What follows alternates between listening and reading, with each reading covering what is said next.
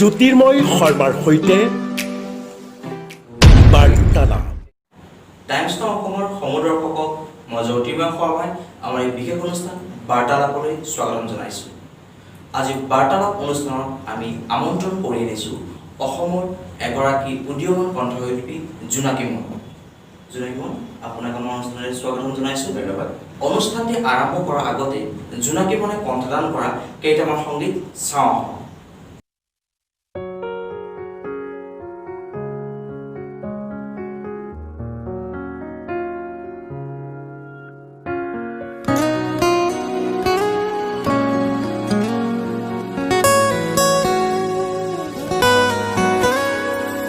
তুমি হোৱা নেদেখা মোৰ এতিয়া নাই চকু জুৰি, তাতে ৰোৱা একে ৰাতি দুহাতৰে আদৰণি, খুলি থোৱা খিৰিকী মিছা মনৰ ধেমালি, খুলি থোৱা খিৰিকী মিছা মনৰ ধেমালি, তুমি দিয়া অভিমানী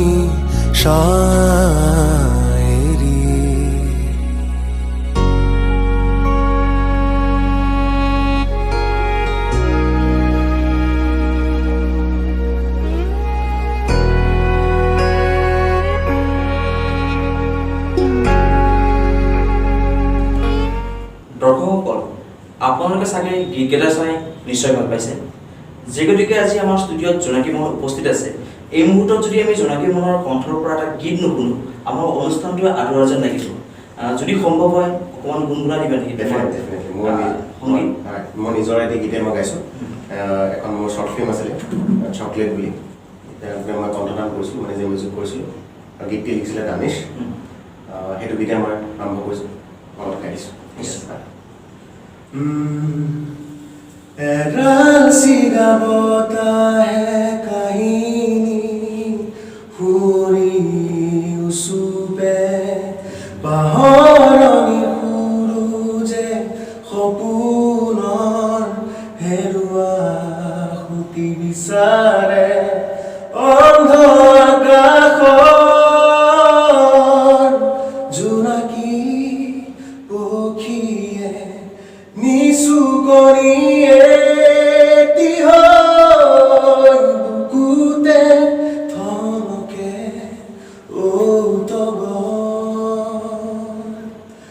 নামিয়া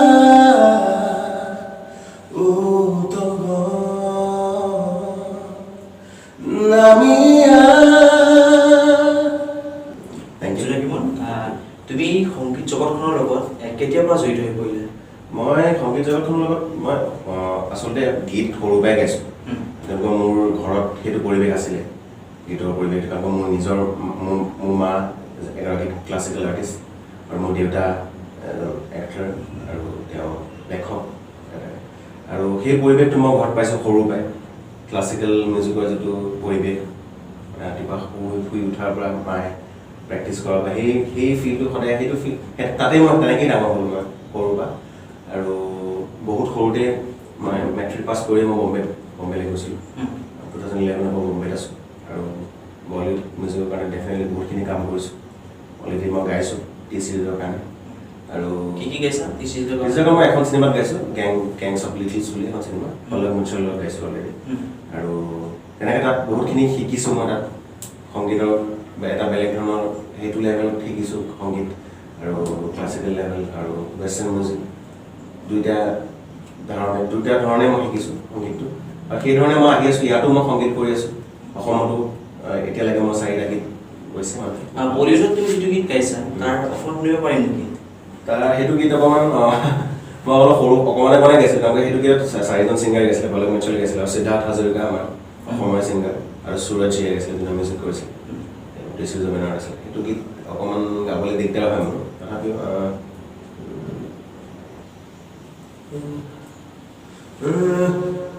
कुछ अलग करके दिखाएंगे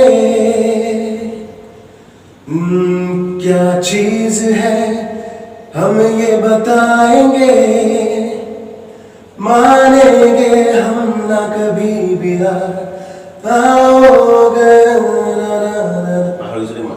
जाओ चले आसमां से परे नारा नारा नारा धीरे মই অলপ পাহৰি গৈছোঁ গীতটো কিন্তু মই ইমান অকণমানে গাইছিলোঁ জোনাকী মই যিমান দূৰলৈকে গম পাইছোঁ যে আজি তোমালোকৰ এটি সংগীত ৰিলিজ হ'ব তাৰ বিষয়ে অকণমান কোৱাচোন মোৰ এইটো গীত আচলতে মোৰ এটা নতুনকৈ এটা বেণ্ড আমি সৃষ্টি কৰিব ওলাইছোঁ এইটো বেণ্ডটোৰ নাম হৈছে জোনাকী মন চ'লমেটছ সেইটো বেনাৰত আমি প্ৰথমটো গীত ওলাইছোঁ যিটো সপোন যেন পাওঁ আৰু এই গীতটো ওতঃপ্ৰোতভাৱে জড়িত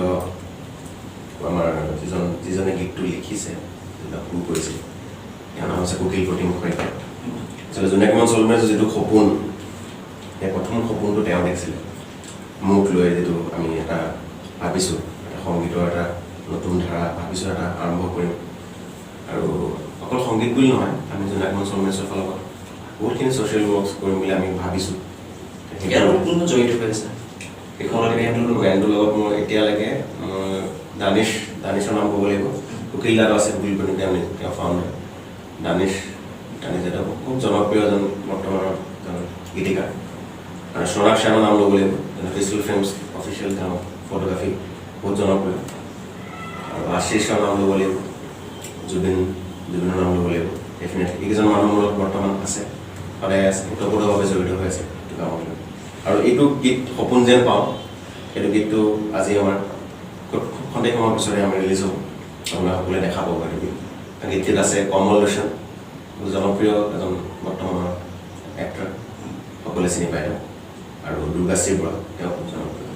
চ' গোটেই কনচেপ্টটো খুব ভাল আছিলে কাৰণ গীতটো অকণমান বেলেগ ধৰণৰ যিটো নৰ্মেলি যিবোৰ গীত আমাৰ এতিয়া হৈ আছে গৈ আছে চলি আছে তেনেকুৱা গীতৰ নিচিনা নহয় ডেফিনেটলি অকণমান বেলেগ ধৰণৰ গীত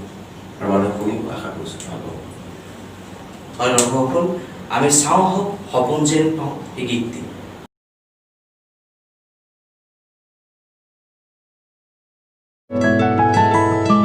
গমেই নেপালো কেতিয়া নিজৰ হলা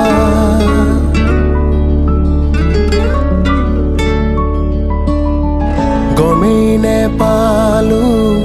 কেনেকৈ আপোন হলা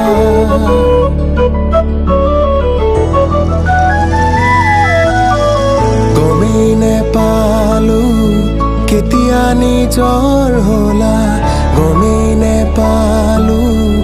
কেনেকৈ আপোন হলা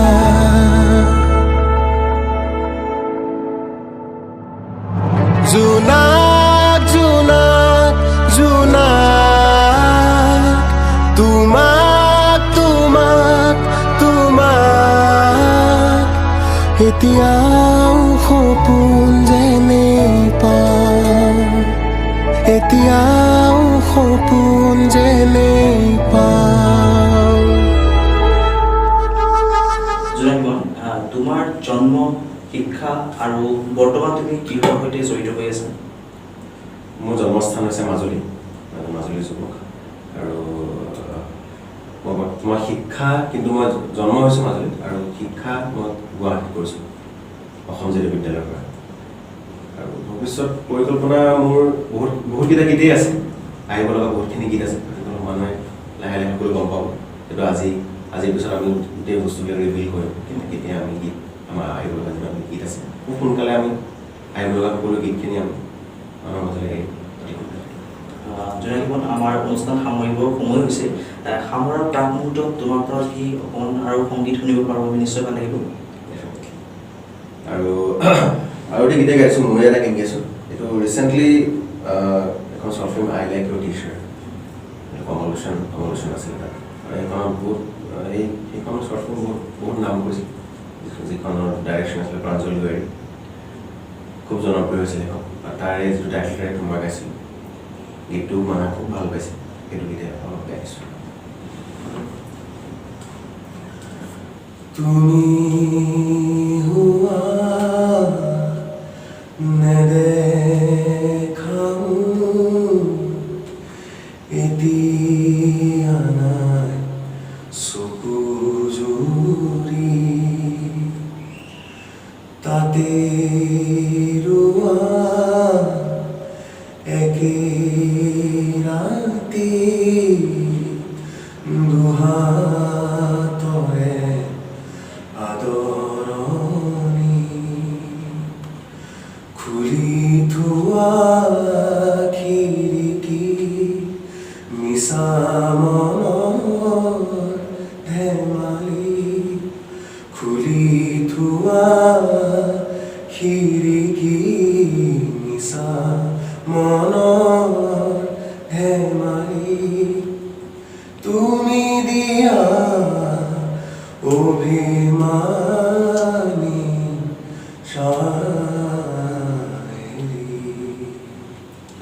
সুন্দৰ জোনাকী মহন তোমাৰ এই বহুমূলীয়া সময়কণ আমাক দিয়াৰ বাবে টাইমছ নাও অসম পৰিয়ালৰ তৰফৰ পৰা তোমাক অশেষ ধন্যবাদ জনাইছোঁ বিশেষকৈ মই ধন্যবাদ জনাইছোঁ টাইমছ নাও অসমক মোক মাতি অনাৰ বাবে ইয়াত ইমানখিনি সন্মান দিয়াৰ বাবে ধন্যবাদ প্ৰিয় দৰ্শক আজি আমি কথা পাতিলোঁ অসমৰ এজন উদীয়মান কণ্ঠশিল্পী জোনাকী মহনৰ সৈতে অহা খণ্ডত পুনৰ এজন নতুন অতিথি লৈ মই জ্যোতিৰ্ময় শৰ্মা উপস্থিত হ'ম আমাৰ এই বিশেষ অনুষ্ঠান বাৰ্তালাপত গতিকে চাই থাকিব টাইমছ নাও অসম যদিহে আপোনালোকে ফেচবুকত চাই আছে আমাৰ পেজটো লাইক কৰিব আৰু যদিহে আপোনালোকে ইউটিউবত চাই আছে আমাৰ চেনেলটো ছাবস্ক্ৰাইব কৰিব আৰু কাষত থকা বেল আইকনটো হিট কৰি দিব ধন্যবাদ